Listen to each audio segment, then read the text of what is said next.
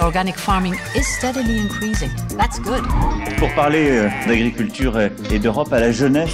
Der Klimawandel erfasst immer weitere Teile der Welt. Farmers help us bring nature back and preserve biodiversity.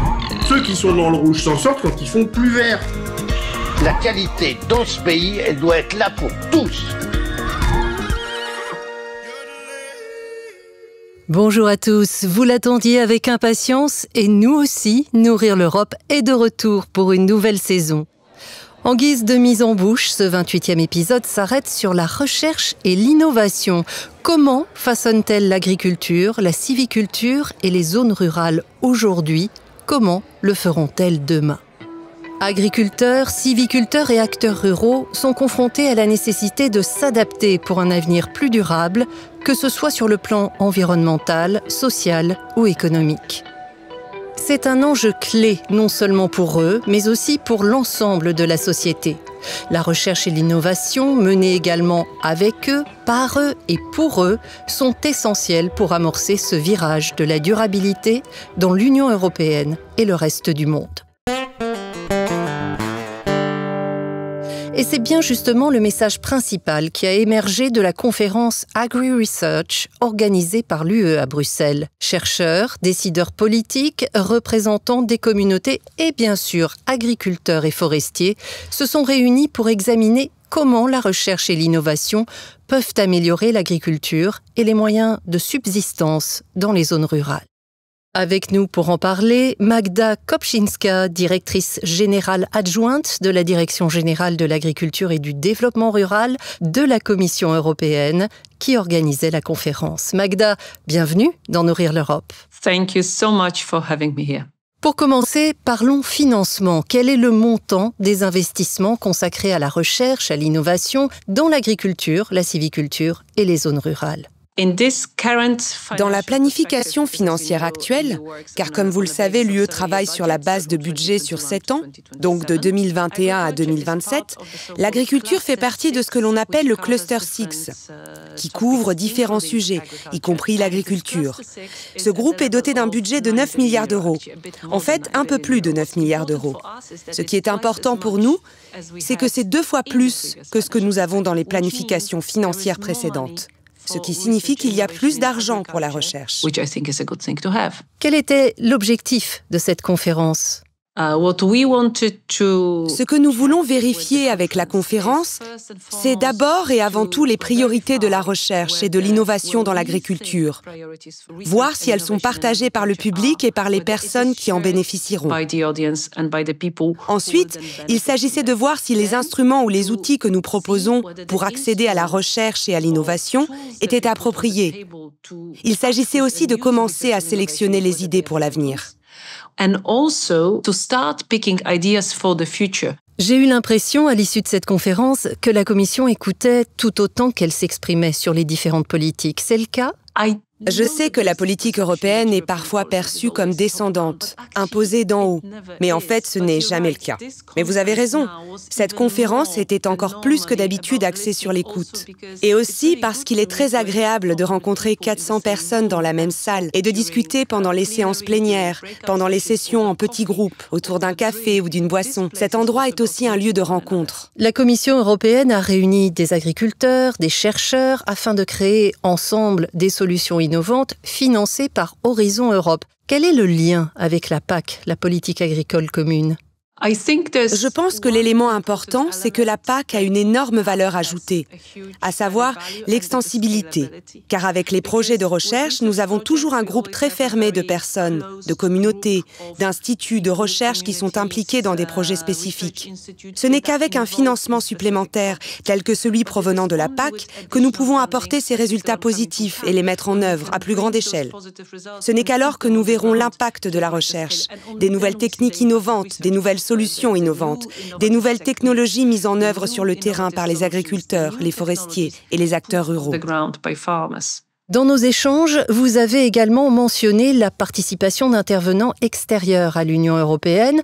Nous y reviendrons un peu plus loin dans ce podcast. Mais avant de terminer, est-ce que vous auriez quelque chose à ajouter à l'attention des auditeurs ? J'espère sincèrement que tous ceux qui nous écoutent ont déjà pris note de la nécessité de participer à la 4e édition de la conférence sur la recherche agricole, qui devrait avoir lieu courant 2026. Mais nous vous tiendrons informés. Et nous serons au rendez-vous, Magda Kopczynska, directrice générale adjointe de la DG Agri. Merci beaucoup. Thank you for having me. Tendons notre micro à présent à une agricultrice qui a joué un rôle clé dans cette conférence en tant qu'oratrice, mais aussi force de motivation. Bienvenue, Diana Lenzi. Est-ce que vous pouvez vous présenter à nos auditeurs ? Je suis présidente du Conseil européen des jeunes agriculteurs et je suis agricultrice en Italie.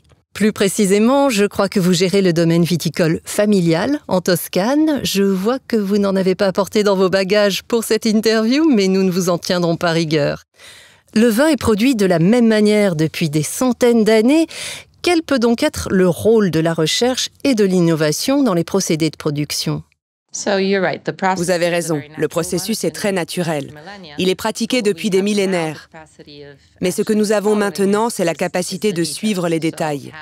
Ainsi, toutes les informations que la recherche et l'innovation peuvent nous fournir nous permettent de nous assurer que nos raisins sont en bonne santé. Le moment où nous les transportons vers la cave est très important, mais aussi le processus de fermentation. Nous savons que plus nous analysons le vin, plus nous savons quand notre intervention est nécessaire. La recherche et l'innovation ont-elles également un rôle à jouer pour rendre la production du vin plus durable ? Les raisins sont très délicats à bien des égards. Ils sont très sensibles aux changements climatiques et aux attaques des ravageurs. La viticulture est donc l'un des secteurs qui a le plus besoin de produits phytopharmaceutiques. L'application de ces produits est essentielle. Mais le recours à la recherche et à l'innovation est, je pense, fondamental pour voir comment nous pouvons modifier certaines molécules, certains principes qui fonctionnent actuellement dans nos produits phytopharmaceutiques et les remplacer par des molécules, disons, généralement plus vertes. Vous avez mentionné le Conseil européen des jeunes agriculteurs que vous présidez. En quoi est-ce que les jeunes jouent un rôle moteur dans l'adoption par le secteur des résultats de la recherche et de l'innovation ? Je pense qu'ils s'en rendent vraiment compte, parce qu'un nouvel agriculteur doit avoir tellement de casquettes. Il n'est pas seulement le gars sur le tracteur dans le champ, il doit avoir beaucoup plus de connaissances. Il sait que les connaissances ne lui viendront pas uniquement de ses propres études, qu'il doit pouvoir s'appuyer sur des consultants, sur des experts, et que ces informations vont l'aider à s'améliorer dans son travail quotidien. Je pense qu'il y a vraiment ce sentiment de besoin de créer ces liens avec les chercheurs et de s'assurer que la recherche est ensuite applicable sur le terrain. Mais en même temps, il est important de savoir qu'il y a une collaboration et de montrer aussi dans quelle direction nous avons besoin que la recherche s'oriente. Vous avez parlé des défis d'une exploitation viticole. Pouvez-vous donner un exemple en Toscane de la manière dont la recherche et l'innovation renforcent les moyens de subsistance des agriculteurs et des communautés rurales en général ? Absolument. L'un des plus gros problèmes que nous ayons rencontrés jusqu'à présent en Toscane est que la population de sangliers et de cerfs a connu une croissance exponentielle au cours des 10 dernières années.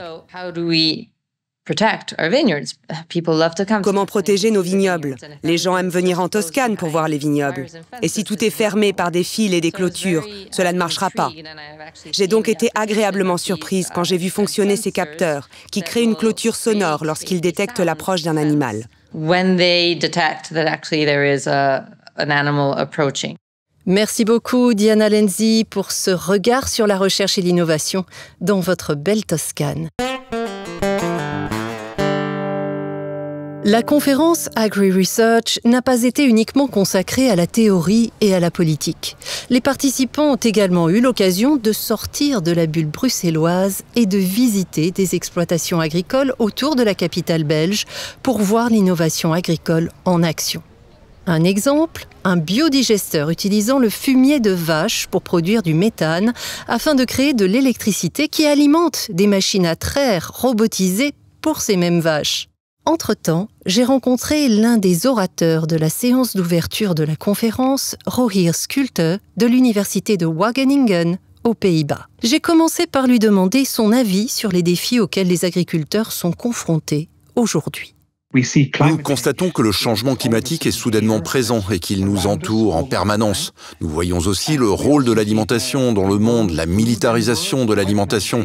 Si vous voulez, avec la guerre en Ukraine, la militarisation de l'énergie et donc le prix des engrais. Et nous assistons à des perturbations de la chaîne d'approvisionnement que nous n'avions jamais vues auparavant. La perturbation est désormais la nouvelle normalité. Nous passons donc d'une ère où nous essayons de rendre l'agriculture toujours plus efficace à une ère où nous devons aider les agriculteurs, le système agricole et le système alimentaire à devenir résistants à tous les chocs qui leur sont infligés. Plus de données et une meilleure information, c'est un agriculteur plus résilient ? On pense souvent que si les agriculteurs étaient mieux informés, ils feraient ce qu'il faut. Ils voudraient devenir plus durables. D'après notre expérience, c'est en fait le contraire qui se produit. La plupart des agriculteurs avec lesquels nous travaillons ne manquent pas d'informations. Ils sont submergés d'informations. Tout le monde autour de l'exploitation agricole attend quelque chose de différent de l'agriculteur, qu'il s'agisse de la lutte contre le changement climatique, de la qualité de l'eau ou de la biodiversité. Et donc, comment est-ce que les autorités et les autres parties prenantes peuvent-elles aider les agriculteurs à relever ce défi ? La plupart du temps, nous laissons à l'agriculteur le soin de donner un sens à toutes ces informations et de les transformer en un système agricole opérationnel viable. Il s'agit là d'un véritable défi. Nous ne pouvons pas en faire porter la responsabilité uniquement à l'agriculteur, car il faut également créer les conditions permettant aux agriculteurs de relever ces défis, c'est-à-dire mettre en place des politiques favorables, un environnement commercial favorable et un environnement de connaissances favorable. Merci Rohir Schulte pour cet éclairage. Comme vous l'avez sans doute remarqué, nos invités viennent de différents pays européens avec des traditions et des perspectives agricoles différentes, mais une vision similaire des potentiels et des possibilités de la recherche et de l'innovation. Mon prochain et dernier invité vient d'encore plus loin et je vais le laisser se présenter lui-même. Oui, je m'appelle Gilles Saindon, je suis sous-ministre adjoint de la Direction générale canadienne de la science et de la technologie à l'agriculture et l'agroalimentaire, et je suis également le scientifique en chef du ministère de l'Agriculture. Le Canada, c'est un pays qui compte 1/10 de la population de l'Union européenne, mais dont la superficie est 2 fois plus grande.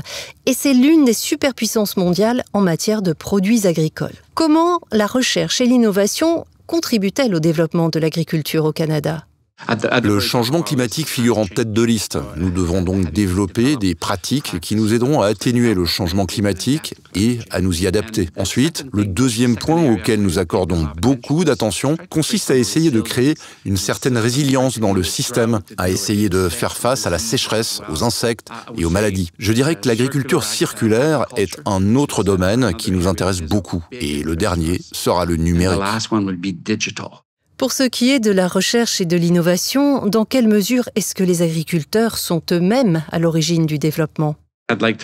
J'aimerais parler de l'introduction de laboratoires vivants que nous avons faite au cours des 5 dernières années, où les agriculteurs sont impliqués tout au long du processus d'innovation. Ils participent à l'élaboration de la recherche. Ce qui est important, c'est que nous testons les pratiques sur une exploitation agricole en activité, au niveau du paysage, donc avec le producteur et pas seulement pour le producteur. Ils ont toujours été impliqués en tant que grands partisans de la recherche et en tant qu'enthousiastes des nouvelles technologies. Ils ont toujours été à la recherche de nouvelles opportunités. Comment est-ce que le Canada collabore avec les pays de l'UE dans le secteur de l'agriculture et de l'agroalimentaire ? Une initiative a été lancée sous les auspices du G20 en 2010, à savoir la création d'une réunion des principaux scientifiques agricoles du G20. Il s'agit d'un forum où nous avons la possibilité d'explorer les opportunités de travailler ensemble sur tous ces sujets. L'Allemagne accueille actuellement l'initiative sur le blé. Nous travaillons également avec des satellites en utilisant la télédétection. Sur tout ce que le Canada a accompli récemment, de quoi êtes-vous le plus fier ? J'ai fait toute ma carrière dans l'agriculture et ce que nous avons vu au cours des 30 dernières années dans le domaine de la conservation des sols a été phénoménal. Il s'agit de l'introduction du semi-direct, principalement dans l'ouest du Canada. Le semi-direct a été introduit pour protéger les terres contre l'érosion éolienne. Le Canada est un grand pays avec de vastes superficies. Et nous avons réussi à faire renaître 25 millions d'hectares de jachères. Enfin, pour terminer, qu'est-ce que vous allez rapporter dans vos bagages de votre participation à cette conférence ? L'importance qu'on accorde ici, d'une part à la politique et d'autre part au lien entre la politique et la recherche. Je ne sais pas laquelle des deux sera la plus importante, l'élaboration de politiques fondées sur la science ou la science fondée sur la politique. Gilles Saindon, sous-ministre adjoint canadien de l'Agriculture, merci beaucoup pour votre participation à Nourrir l'Europe. Gilles Saindon nous rappelle ni plus ni moins que tirer des leçons les uns des autres est dans notre intérêt commun, dans un monde où l'agriculture et les chaînes alimentaires sont mondialisées. Et c'est une excellente façon de conclure ce podcast consacré à la conférence sur la recherche et l'innovation dans l'agriculture. Merci à tous mes invités de nous avoir donné leur point de vue sur un aspect de l'agriculture européenne qui n'est pas aussi connu et apprécié qu'il devrait l'être. Enfin, j'espère que cet épisode vous encouragera à aller creuser vous-même sur le lien entre la recherche et l'innovation et ce qui se trouve dans vos assiettes. Nourrir l'Europe, c'est fini pour aujourd'hui. On se retrouve très vite pour un épisode dédié aux défis environnementaux de la nouvelle politique agricole commune et sur le rôle que l'innovation peut jouer pour les relever. D'ici là, prenez soin de vous, mangez local et de saison. Organic farming is steadily increasing. That's good. Pour parler d'agriculture et d'Europe à la jeunesse. Der Klimawandel erfasst immer weitere Teile der Welt. Farmers help us bring nature back and preserve biodiversity. Ceux qui sont dans le rouge s'en sortent quand ils font plus vert. La qualité dans ce pays, elle doit être là pour tous.